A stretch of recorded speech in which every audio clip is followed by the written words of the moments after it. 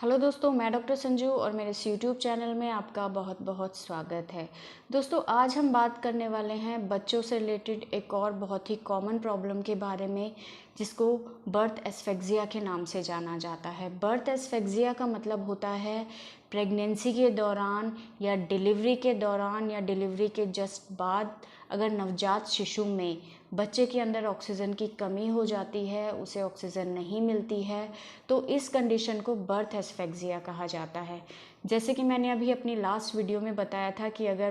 पैदा होते ही बच्चा रोता नहीं है तो उसकी वजह से उसके शरीर में ऑक्सीजन की कमी हो जाती है।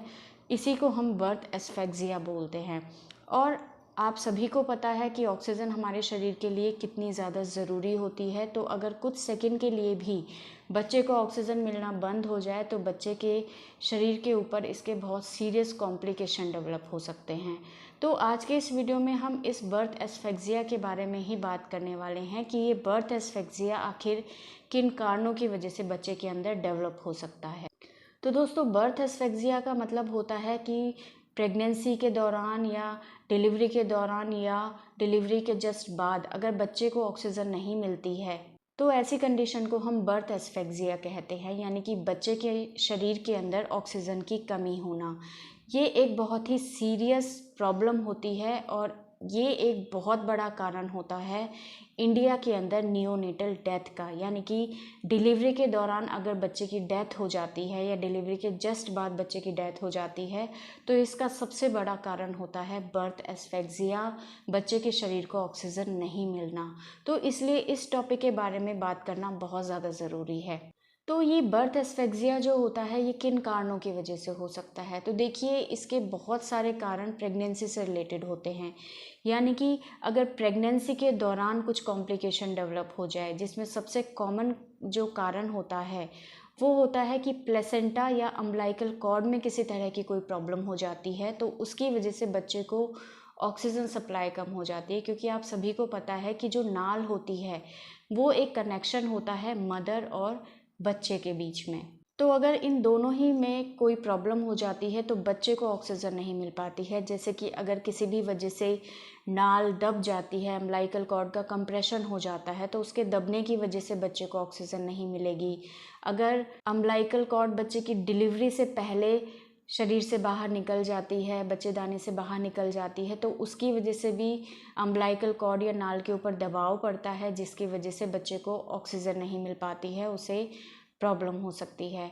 या फिर जो प्लेसेंटा है उसमें किसी तरह की कोई दिक्कत है, जैसे कि अगर एब्रेप्शियो प्लेसेंटा है या प्लेसेंटा प्रीविया है, तो उसकी वजह से भी बच्चे को ऑक्सीजन सप्लाई कम हो जाती है। एब्रेप्शियो प्लेसेंटा में क्या होता है कि जो प्लेसेंटा होती है वो बच्चे की डिलीवरी से पहले अपनी जगह से उखड़ने लगती है, यूट्रस की दीवार से हटने लगती है, जिसकी वजह से माँ और बच्चे के बीच का कनेक्शन ख़त्म हो जाता है और बच्चे को ऑक्सीजन नहीं मिलती है। इसी तरह से प्लेसेंटा प्रीविया है, अगर प्लेसेंटा अपनी नॉर्मल पोजीशन में नहीं होकर किसी एबनॉर्मल पोजीशन में अगर यूट्रस के अंदर अटैच हुई है तो उसकी वजह से भी बच्चे को ऑक्सीजन नहीं मिलती है। या फिर अगर प्लेसेंटल इनसफिशेंसी है, अगर प्लेसेंटा में किसी तरह की कोई ख़राबी है, उसके अंदर क्लॉट्स बनने लग जाते हैं, तो उसकी वजह से ब्लड सप्लाई जो है उसमें प्रॉब्लम आती है, बच्चे को ऑक्सीजन सप्लाई प्रॉपर तरीके से नहीं हो पाती है। इसके अलावा अगर प्री टर्म लेबर होता है, यानी कि टाइम से पहले बच्चे की डिलीवरी हो जाती है, तो ऐसे में बच्चे के जो लंग्स होते हैं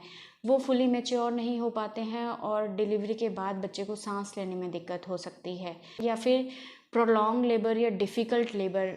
हो रहा हो, यानी कि बहुत टाइम से दर्द आ रहे हैं लेकिन बच्चे की डिलीवरी नहीं हो पा रही है, तो कई बार इसकी वजह से भी अम्बिलिकल कॉर्ड के ऊपर प्रेशर पड़ता है, बच्चे माँ के ऊपर इफ़ेक्ट पड़ता है और ऐसे में बच्चे को ऑक्सीजन सप्लाई जो हो रही है उसके अंदर प्रॉब्लम आ सकती है। या फिर बहुत टाइम से पेन आ रहे हैं, प्रोलॉन्ग लेबर हो रहा है, उसकी वजह से कई बार क्या होता है यूट्रस रप्चर हो जाता है, बच्चेदानी फट जाती है, प्लेसेंटा अपनी जगह से हट जाता है, तो इसकी वजह से भी ऑक्सीजन जो है वो बच्चे को प्रॉपर नहीं मिल पाती है, उसमें प्रॉब्लम आ सकती है। या फिर बच्चा पेट के अंदर ही अगर लेट्रिन कर देता है, मेकोनियम पास कर देता है और उसको एस्पिरेट कर लेता है,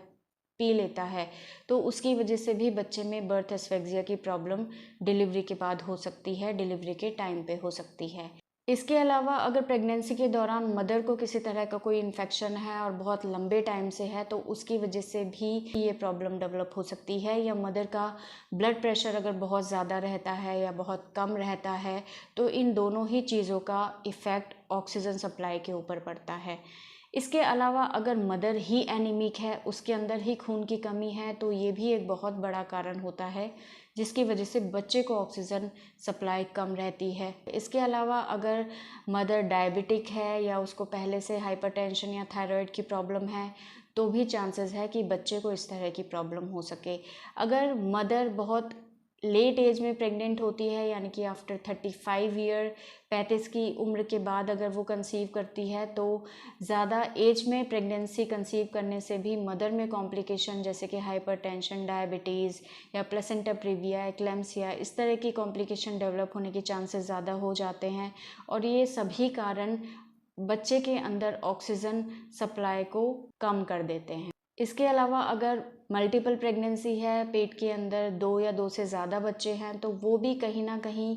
ये प्रॉब्लम कर सकते हैं। इसके अलावा अगर मदर में प्री एक्लेम्सिया, एक्लेम्सिया की प्रॉब्लम डेवलप हो जाती है प्रेगनेंसी के दौरान, या ओलिगोहाइड्रोएमनियोस की कंडीशन डेवलप हो जाती है, मदर को डायबिटीज़ हो जाती है, तो ये सभी कारण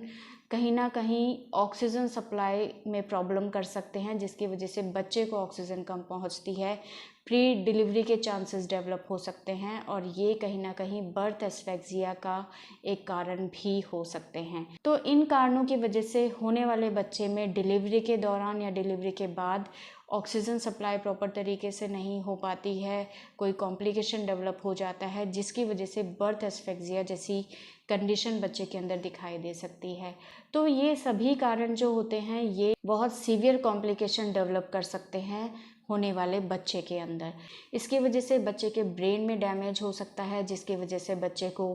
पैरालिसिस हो सकता है, बच्चा IQ लेवल उसका कम हो सकता है, बच्चा मंद बुद्धि हो सकता है, उसमें दौरे आने की प्रॉब्लम हो सकती है, बच्चा सुनने में, समझने में उसको प्रॉब्लम हो सकती है। अगर बहुत माइल्ड अगर सिम्टम इसकी वजह से डेवलप हो सकते हैं तो बच्चा लेट चलना सीखता है, लेट बोलना सीखता है, लेट बैठना सीखता है, गर्दन को देर से संभालता है। ये कुछ सिम्टम हैं जो माइल्ड केसेस में हमें दिखाई दे सकते हैं, लेकिन बहुत ज़्यादा सीवियर केसेस में बच्चे की डेथ भी हो सकती है। तो इन कारणों को हमेशा प्रेगनेंसी के दौरान ध्यान में रखना चाहिए, और अगर ये